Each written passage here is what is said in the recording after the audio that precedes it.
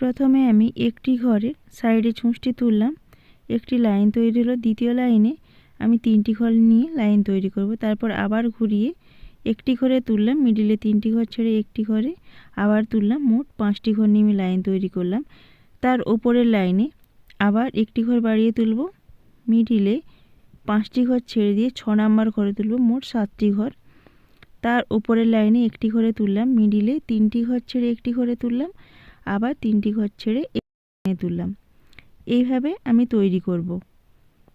এই যে সাইডের যে লাইনগুলো তৈরি করছি, এখানে কিন্তু আমি মিডিলে 3টা করে ঘর ছেড়ে 4 নাম্বার ঘরে তুলছি। তো আপনারা দেখতে থাকুন, তাহলে খুব সহজেই তৈরি করতে পারবেন।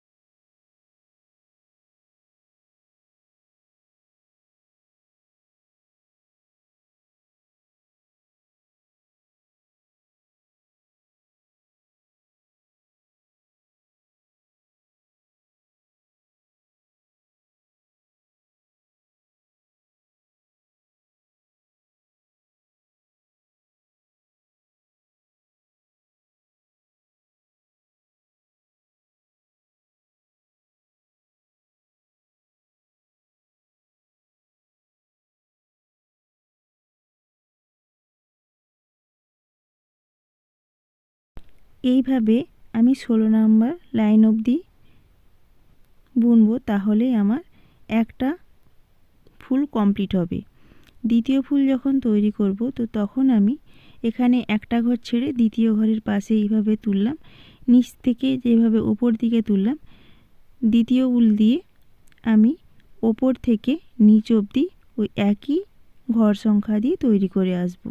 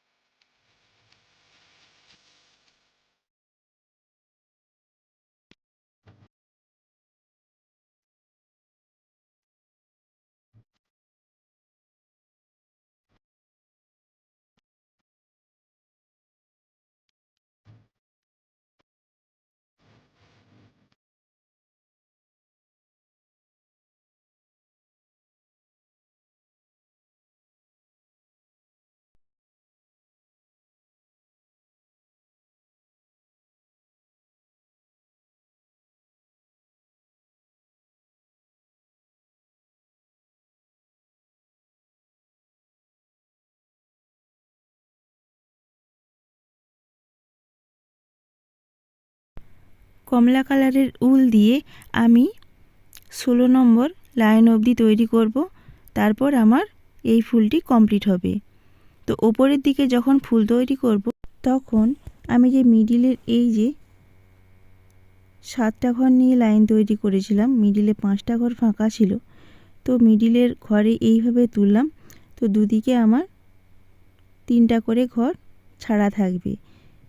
তারপর ওপর লাইনে যেভাবে নিচে তৈরি করেছিলাম উপরের দিকেও ঠিক ওই একই পদ্ধতিতে তৈরি হবে। এইভাবে ওপরের দিকের ফুলগুলো তৈরি হবে।